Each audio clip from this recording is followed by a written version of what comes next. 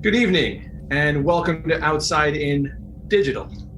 My name is Paul Hungerford, and you're watching the Improvised Generation, a completely improvised Star Trek show in the style of The Next Generation.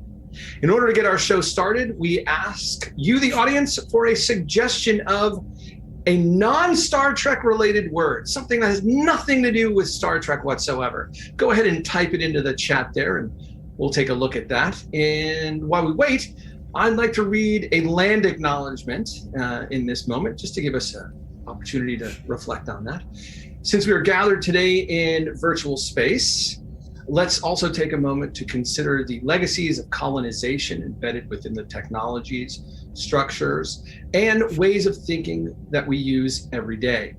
We are using equipment and high-speed internet not available in many indigenous communities.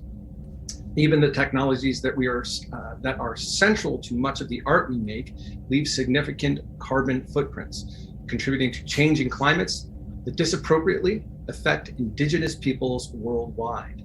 We invite you to join us in acknowledging all this, as well as our shared responsibility to make good of this time, and for each of us to consider our roles in reconciliation, decolonization, anti-racism, and allyship. On behalf of Outside In Theater, thank you for being here and enjoy the show. Our suggestion is beach ball. Ladies and gentlemen, the Improvised Generation.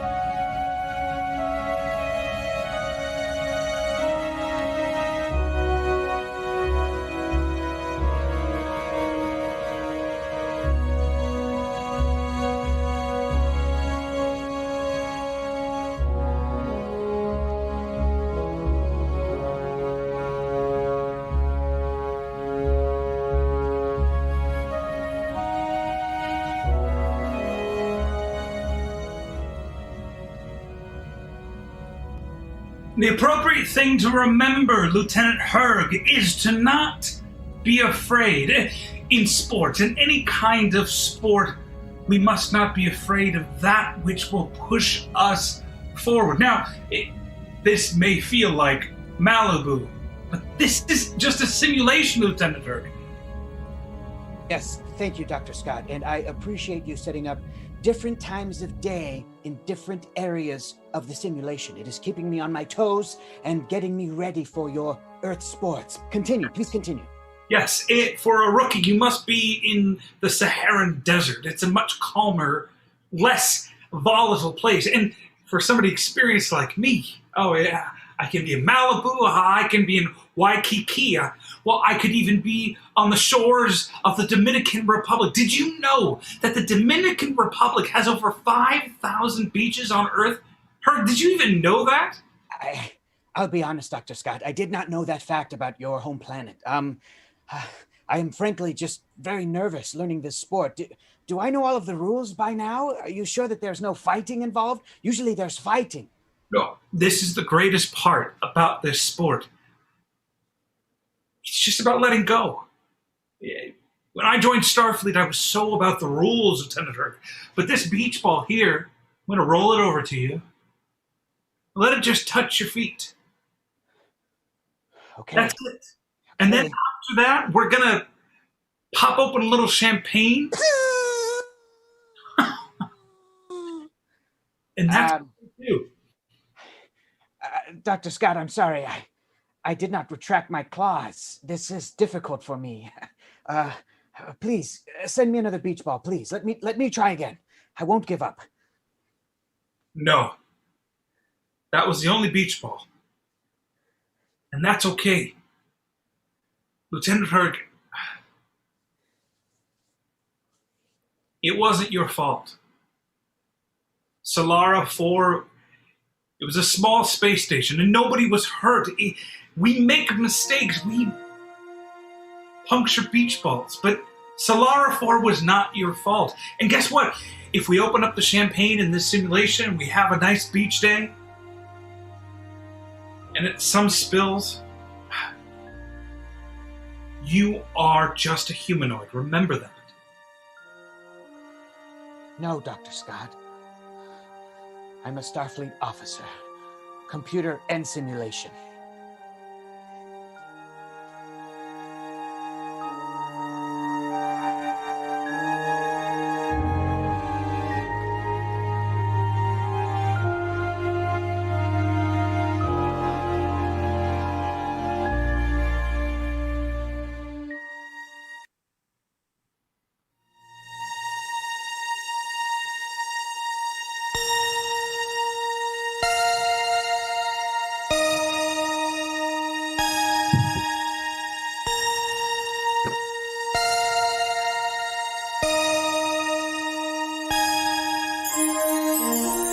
Space, the final frontier.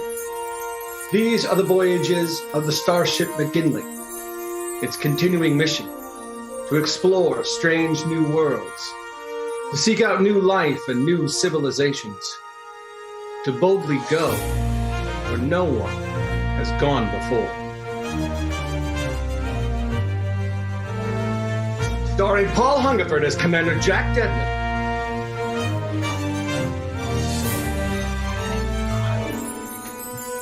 Scott Paulson is Dr. Alistair Scott.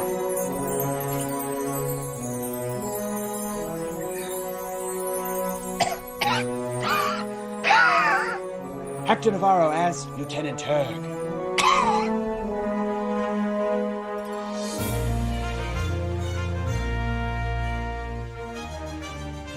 Allison and Constanti is Lieutenant Danica Benjamin.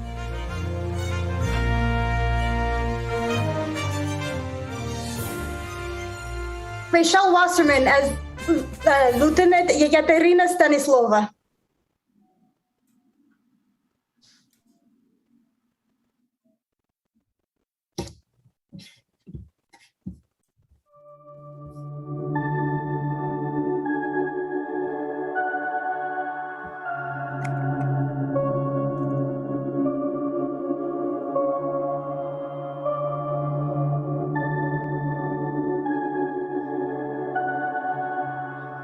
It's been a pleasure getting to know you, Lieutenant Stanislova. I have to admit, having an anthropologist of your prestige on board is a new experience. It is my pleasure, Commander Dedman. I am happy to be on a ship such as this. It has been a long time since I have been on a starship instead of planetside. Yeah, I could imagine getting out into space doesn't exactly offer you the same kind of studies on anthropology as planetside might. Oh, well, to get to all the planets, you have to go into space. Yes. So I would rather travel and have new opportunities. Well, it's good to have you on board for your stay. I have to admit, some of the work you've done is legendary. What you did on Feldar 1, and not to mention the stuff that you pulled out of the East Indies on the home planet of Earth, for me. Yes, the East Indies still has so much to offer. Even after all this time, it is amazing what you can still discover. There are eons and eons of history and so many places. It sometimes feels like there is never enough time to get to it all. I understand. My love and appreciation of studying jazz does the same thing for me. You are a fan of jazz. I am more of a classical music person myself, but jazz has interesting cultural significance. Yes.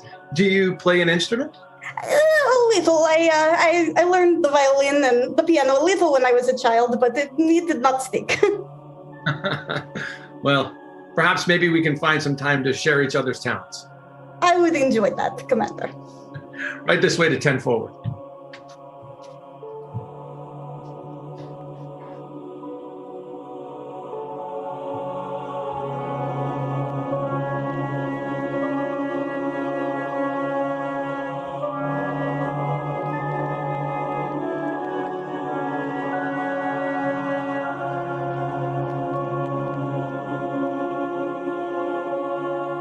Commander Dedman, I did not know that you would be attending 10 forward after your shift, but of course you would. Your shift is over. Lieutenant Herg, it's nice to see you. Please meet Lieutenant Stanislova. She is staying for a bit on the McGinley. It is a pleasure, Lieutenant Herg. I can assure you that the pleasure is ours. Thank you for being a very special guest. Wait a minute. I realized just now that both of you know each other from Solana 4. That is right. I forgot you were on our team there in security when we were doing first contact, were you not?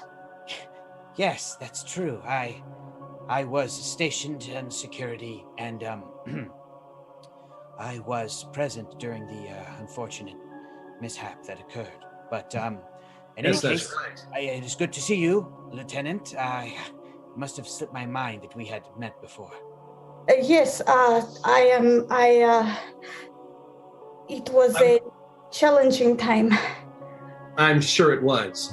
Forgive me, I completely took for granted how much pain and suffering that mission ended and caused so many people. Really, Commander, it's not worth mentioning. If you'll excuse me, I'll let you two get back to your evening. I think I'll go to my quarters. Good night. Good night.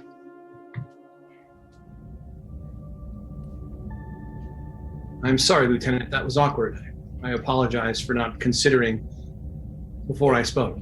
It is what it is. It was a very good experience until that explosion.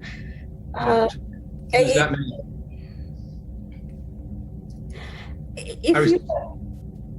My apologies, Commander. What were you saying? I'm just so full of emotion when this happens that I start speaking and then I stop and then I speak and then I stop. I was just saying that explosion caused so much damage that I'm just angry that nothing took care of it. But I wish I could have been there. Maybe I could have done something. But that's how these things happen, isn't it? By not having experienced personnel. Yes, I suppose Lieutenant Herg at the time was not experienced. Excuse me, I do not mean to speak ill of your officer. Of course not. Here, let me buy you a drink. That would be, I would appreciate that very much. In fact, actually, if you would excuse me, I think I will return to my quarters for a while to meditate. Excuse me. Of course.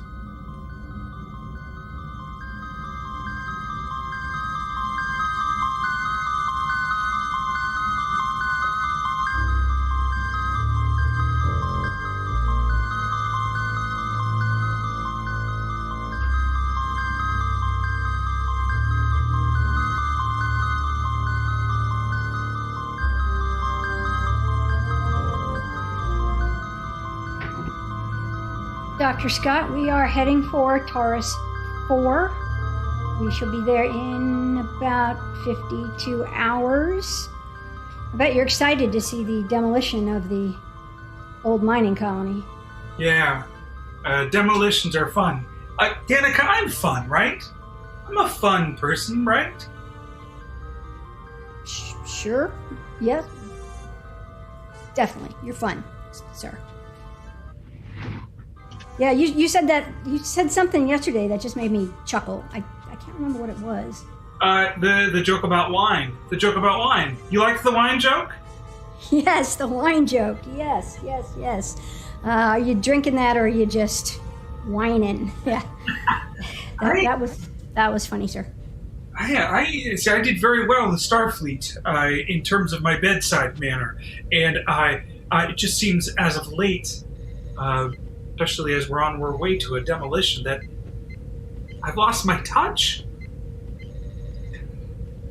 I don't think so, sir. I mean, if I had a broken arm or something, I would definitely go to you first.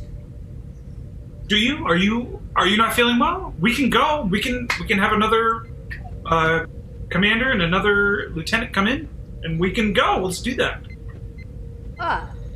Sir, I have to pilot the ship.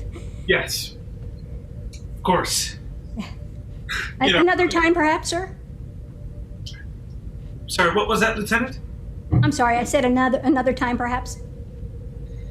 Yes. Another time indeed.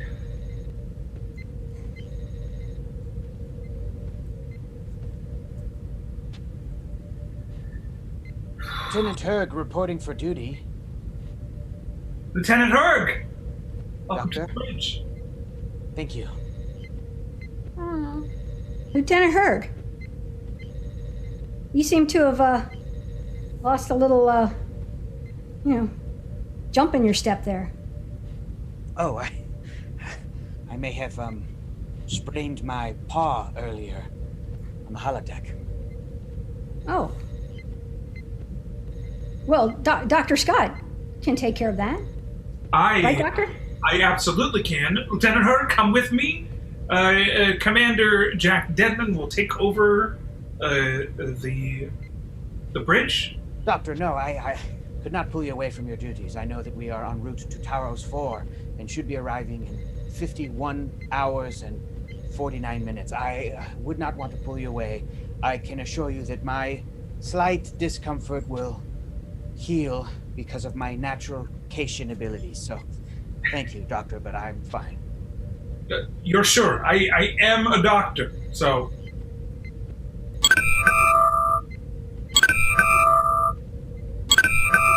Doctor, we are being hailed. There is somebody trying to access our subspace frequencies.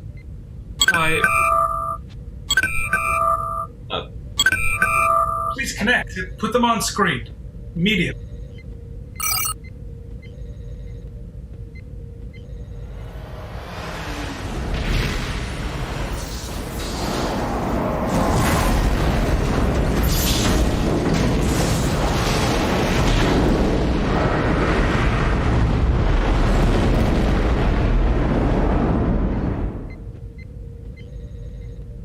Lieutenant Herg, what are we looking at? Doctor, if these readings are correct, that was a shuttlecraft that came from Taros 4.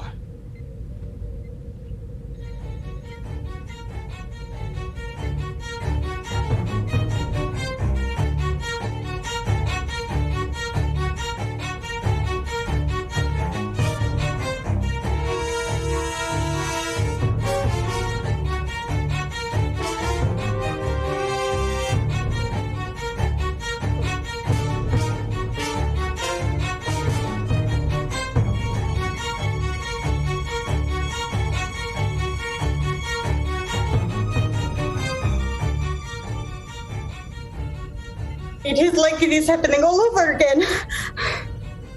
I thought I was past this by now. But just the explosion out the window, it brought me right back. It brought me right back to Solara 4. Oh.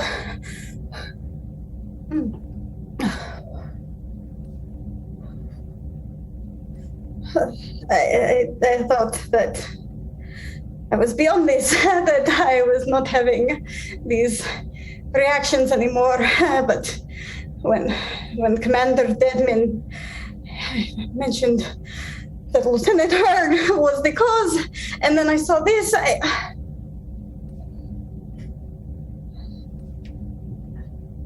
do not know.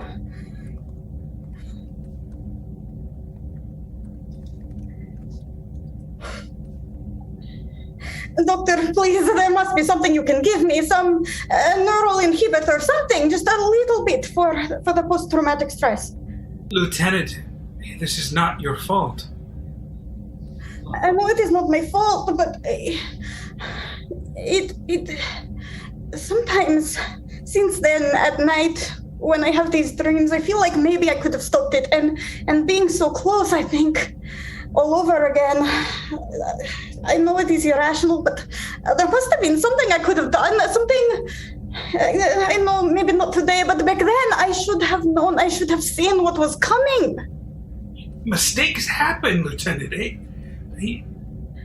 For example, when I got the call that you needed me, I brought cocoa, and I spilled it everywhere.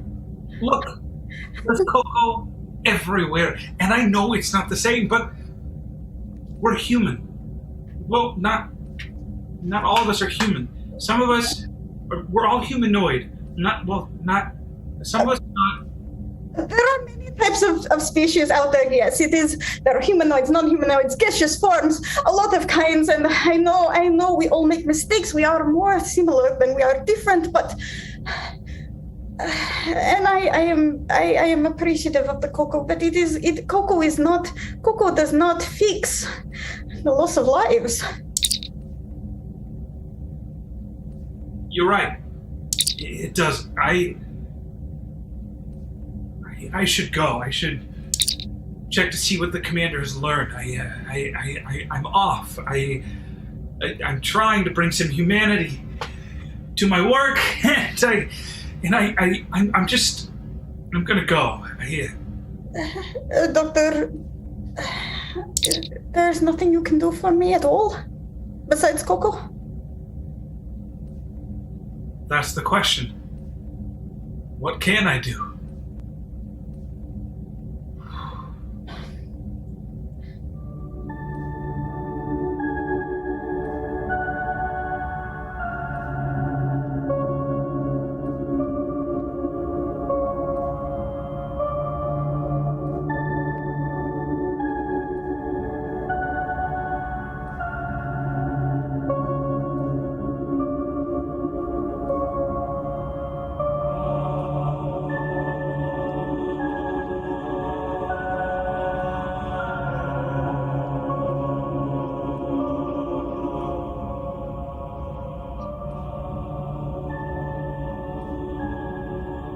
I understand the ship exploded. That's obvious. Subspace scanners have picked up most of the debris of the ship. I want to know what it was carrying. I want to know why it was leaving Taurus 4. And I want to know what happened aboard that vessel. I expect this senior staff to categorize and finalize what took place. Lieutenant Hurd, I want you to work with Lieutenant Stanislova and discover what happened aboard that vessel. Dr. Scott, I'd like to know exactly what's going on that planet and why they decided to send a shuttle all the way up to us without authorization. Great question. Why would a shuttle, independent of Taurus 4, do such a thing? Can't figure out a reason unless we dig deeper. I expect you all to dig deeper. Sir, traffic control on Taurus 4 has asked us to not approach any closer to the planet. They do not want us in their orbit. Commander, Curious? if I may contribute one piece of information that may help all of us in our quests for more answers. Right before the shuttle exploded, I was looking at my console and the readings were identical to other readings that I'm very familiar with. We don't know what the connection is yet, but it was the same as Solara 4. Can you elaborate, Lieutenant? When Solara 4 exploded, a decade's worth of research was lost, including the lives of various alien species on that orbiting lab. Right before it exploded, there was a very specific subspace harmonics frequency. And, well, I committed it to memory, Commander. 6178.3. I will not forget that frequency soon either. That's right. Lieutenant Stanislova is correct. And that same frequency appeared today. Well, would appear we have our work cut out for us. Dismissed.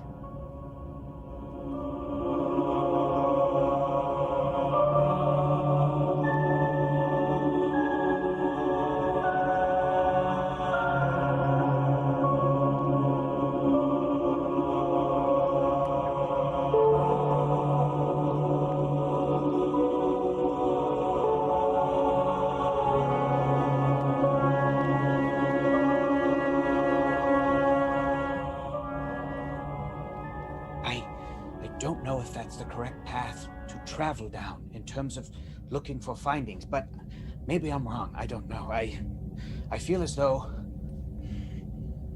if I may speak freely, Lieutenant Stanislova, that I am out of my depths, out of my element. So I apologize. No, I am the one to apologize. I blamed you, and that was not fair. It brought back a lot of memories. But we have to think logically what other similarities there were. I mean, we had spent, well, not me personally, but the research team had spent decades there before that explosion, and there was a high concentration of Salazan energy, and in their minds, what if that is the same here? What if they were carrying the Salazan crystals? Well, according to our computer's readings, there was no trace of Salazan crystal on the shuttlecraft, or frankly, any on Taros 4 at the time. But I had the same thought, I had the same hunch. I did not share it in the ready room because I did not know if it was feasible or viable. But the fact that you yourself thought of it as well, Lieutenant Stanislova, has given me confidence that maybe there is some link, some causation there. I always thought that it was our fault somehow. I mean, it was first contact. We were the ones, we must have introduced something, but what if we did not? What if it is something present in multiple places? There has to be a connection. It is not a frequency that just simply appears out of nowhere. It did not back then. At least it couldn't have. Let me stop you right there, Lieutenant, before this goes to a place that I don't want it to. Yes. You may feel as though there may be an explanation for what happened, but I must tell you, I plan to carry my guilt with me until the end of my days. Through all of my 9 lives, I must believe that what happened on Solara 4 could have been prevented, and it was entirely my fault. I'm gonna keep believing that, if it's no difference to you. Then perhaps we can do something to stop it from happening again and again. Agreed.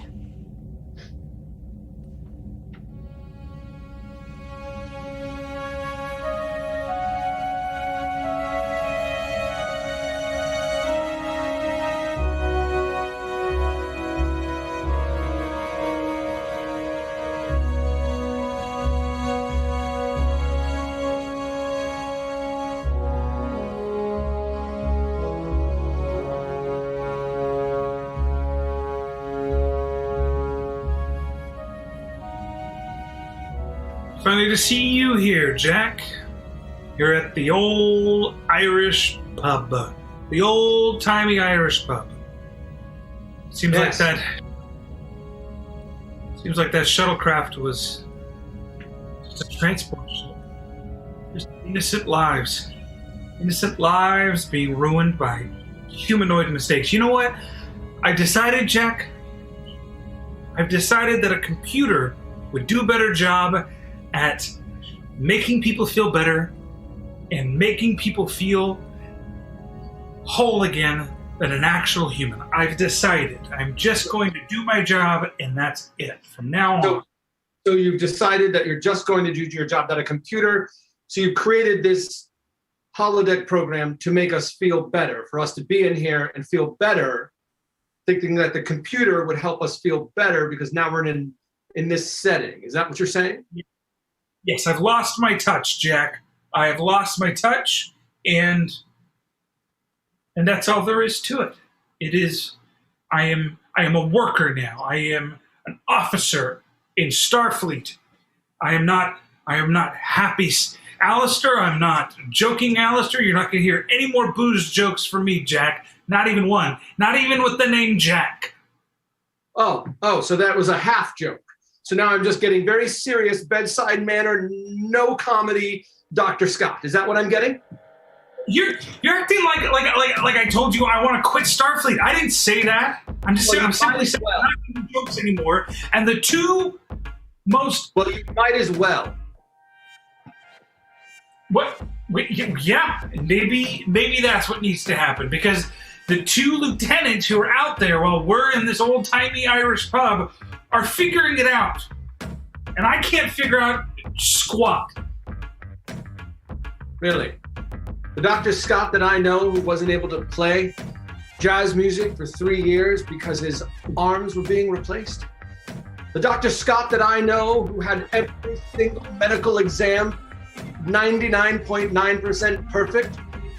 The Dr. Scott that I know that joined Starfleet because he cared more about others than himself after he was mutilated in a horrible farming accident.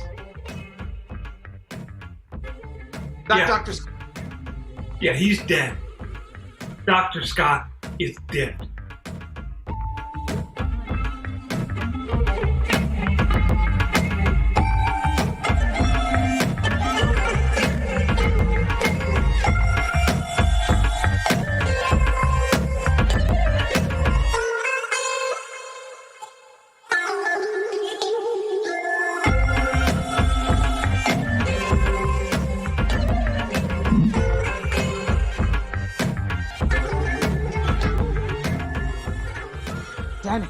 Lieutenant Benjamin, if it's all right with you, may I ask you a personal question? Certainly, Lieutenant Hurd. Lieutenant Stanislav and I are working on a project together, as you know, to try and determine the cause of the explosion for the shuttlecraft, and we hit something of a dead end. And I know that you are full to the brim, full of stories of your home planet and your people, and so many different kinds of tales and yarns and myths, and I don't know, maybe something that you can share with us can help us, but do you or your people have any knowledge of Salison crystals? Salison crystals. We don't have Salison crystals, but we do have formaic crystals, and they are they're not very stable, and they've been known to explode at inopportune times. I remember hearing stories about that. They formed the basis for some early mythology about certain disasters on your planet. Things that were unexplained. They said it was the gods, but later on they realized that it was those crystals. Yes, actually there was a whole country. It was Hurlville, and the neighboring country exploded, and everyone blamed Hurlville, and everyone in Hurlville, well, they thought they had caused something because they were mining in the area, and they paid a terrible price. They did not cause it, though. It was a natural reaction. It was. I know. I have read many studies on these crystals. There was no stopping it. Maybe today with the right technology to contain it, but back then, no one could have done anything. Danica, yes, please share with us your knowledge. How did your people overcome these unstable crystals? Well, unfortunately, the residents of Hurlville, they didn't survive because the rest of the planet teamed up and exacted a terrible price on them. Yes. Later when it was... I'm sorry, sir. No, not at all. I was just commiserating with your story. Planet-wide destruction. One small mistake with the Salison crystals, misunderstanding and communication, led to an entire planet's annihilation. All because people couldn't communicate. Because people became afraid, and so they blamed. The fear, that is what it means. It is common across the universe, across many cultures. They are not the only ones. Sounds to me, Commander, like people who took on the blame, the responsibility, who claimed to be in charge of that terrible tragedy, were held accountable for their actions by everyone else. But it was not their fault. It was not their fault. That is the point, Lieutenant. It was, as you will, an act of God. The gods, they thought it was the act of gods before that, and then they blamed themselves and each other, but maybe certain times, certain things simply cannot be prevented. That maybe it is no one's fault. I don't know. That ship exploded. It exploded for very good reason. It was carrying Salazar crystals. It was departed from that planet. And before it got to this vessel, it exploded. Right now, I'm blaming that vessel for doing it. And I'm blaming each and every one of this crew until they give me an answer as to why it happened. I believe we can find it out. Also, let's continue to see if we can get this planet to communicate with us and find out exactly why they're mining Salazar crystals.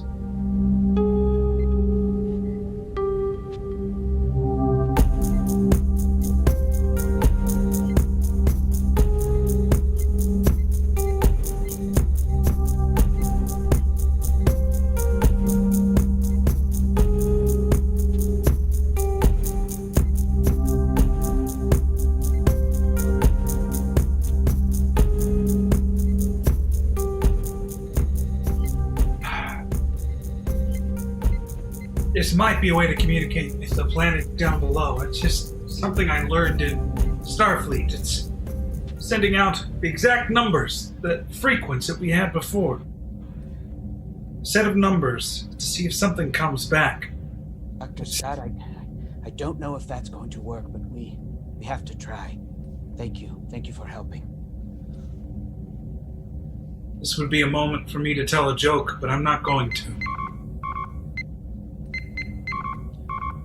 Well, good. I'm not going to push it. I'm not going to ask for you to tell a joke. Perhaps we should all be more focused on the duties before us, and then that way less mistakes would be made. I won't do it, even if you ask. I won't do it. Good, I won't set you up. I won't say knock knock. I won't relay any sort of anecdotes or stories or anything for you to humorously contribute your own down-to-earth and relatable observation. So, Lieutenant Erg, we have a response. what? What does this mean? They sent the exact same numbers that you and the lieutenant spoke on the bridge earlier. The exact same numbers. 6178.3? 6178.3.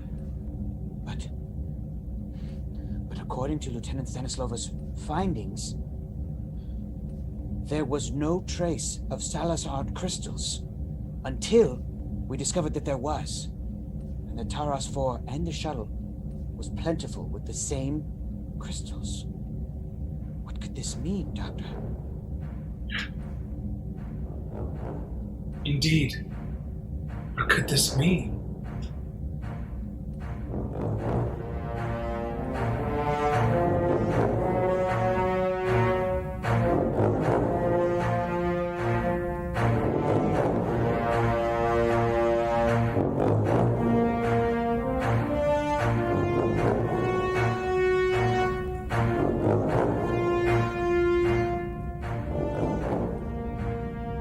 What exactly do you mean we're receiving some sort of frequency from the planet, Lieutenant?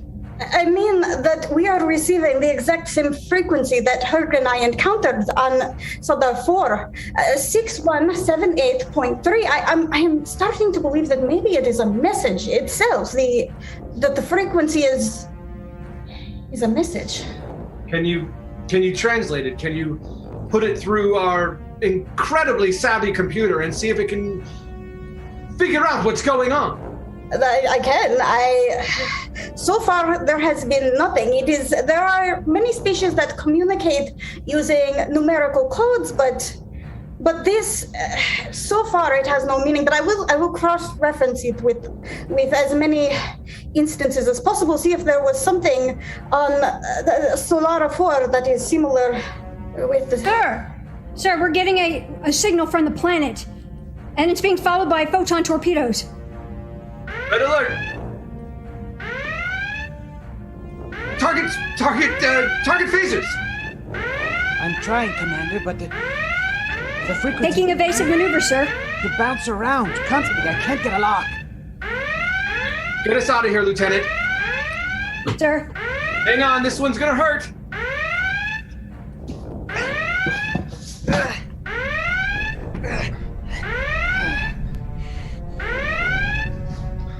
Report!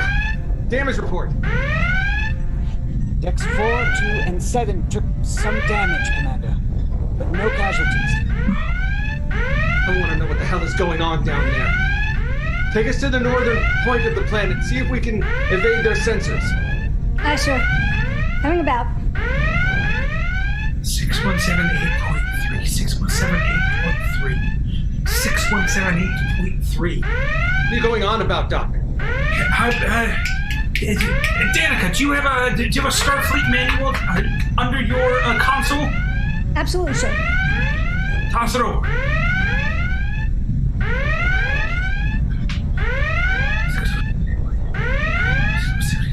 Berg, see if you can tune in on that 617.3. I Commander. Ha ha ha! Ha ha! Ha ha! Ha ha! Page 6178, section 3 states that the planets of Taurus do in fact communicate numerically. They want to be left alone. That's what this is. I remember this. I remember 6178.3. What's the page when I learned how to tell a joke? I did it. I figured it out. They want us to leave them alone. Jack, don't you remember? We joked about this in class when we were just kids. The fact that literally the communication is just numbers. And comedy is numbers. Don't you guys realize comedy is numbers? That's how I remember this. Are you saying that the Solacen crystals that came up through the shuttle were sent by the planet to keep us from coming closer? And that's their way of communicating do not disturb? Kind of like the number 3 in comedy, where comedy comes in threes? Exactly right, Jack. Commander, if that's true, then we've only seen 2 of their jokes. The third one is coming.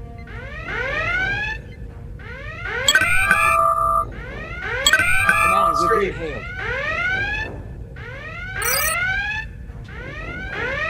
This is Commander Jack Dedman of the McGinley, USS McGinley. How may we be of service?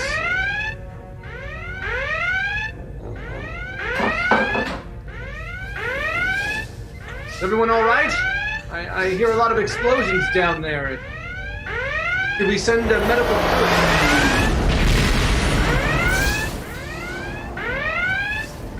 Herg, are you able to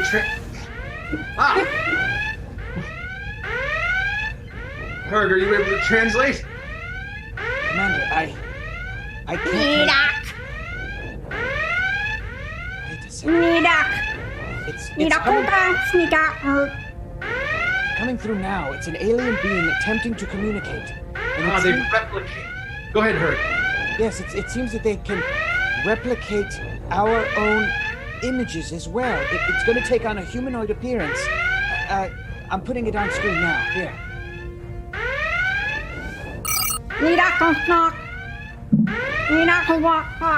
It might be a numerical pattern in their language. Perhaps.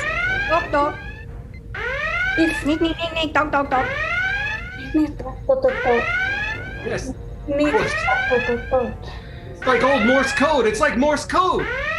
Commander, I'm trying Morse code from Earth, and it's not going through. I've tried Earth, Morse code. I've tried Earth, What about the Book of Starfleet regulations? We already knew one. Maybe we can, if we can figure out what the numbers are, maybe they are communicating something else using our own Book of Regulations. Doctor, Dr. Scott? Don't you guys see? This is just the baby steps. They're not communicating words. They're not communicating numbers. This is their baby steps. Listen. Speak, alien being. Speak. Watch me. Nidak, knock, knock, knock. Knock, knock. Doc, doc, doc, doc. Nidak. Knock, knock. Doc, doc. Dr. Knock, knock, Scott. Nidak. Knock. Dr. Alistair Scott. I love wine.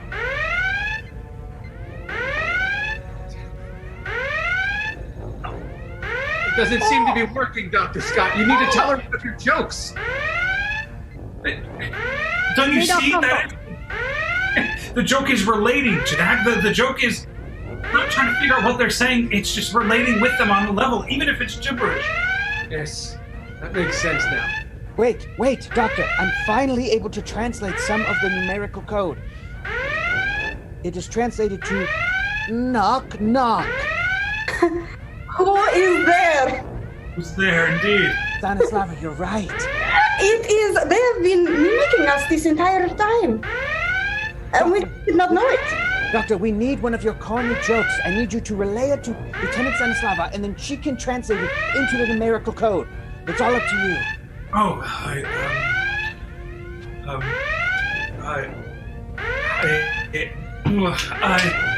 Lieutenant, how many lower decks ensigns does it take to take down a Klingon ship? None. You cannot have an ensign take down a Klingon ship.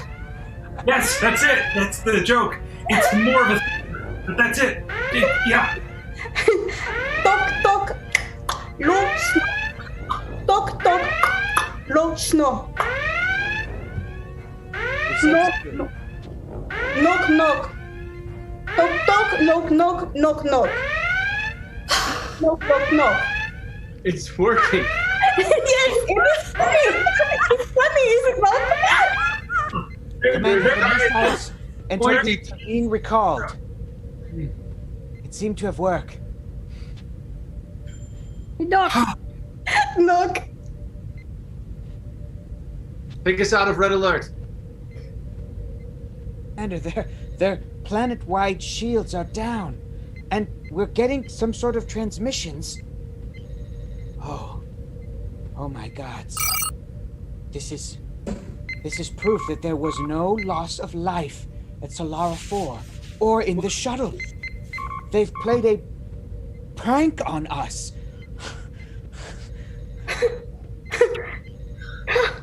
Can you be more specific? That's all it says. It's a prank they played on us.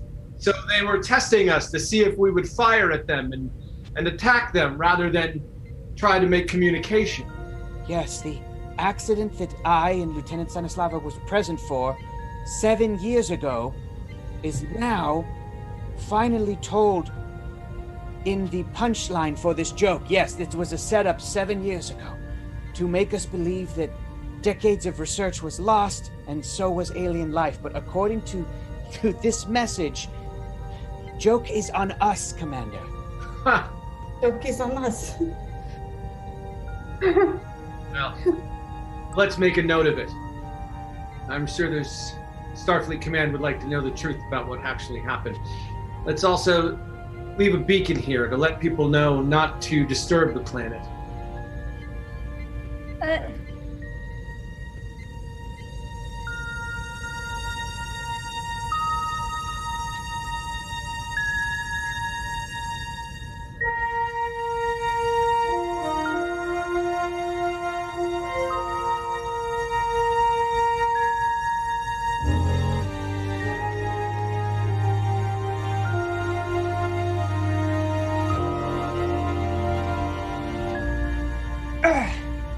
Good one, Doctor. No. Good one, Lieutenant Herc. I cannot get over the fact that civilization would play the long con, and in comedy of all things, I guess it was a stroke of brilliant luck that you happened to be the doctor of the USS McGinley. There's no luck about it, Herg. We are who we are, and we have to embrace all of it. Everyone's welcome to the table. Your demons, your clowns, your cats, everyone. It all has a place in Starfleet, doesn't it? It all has a place in Starfleet.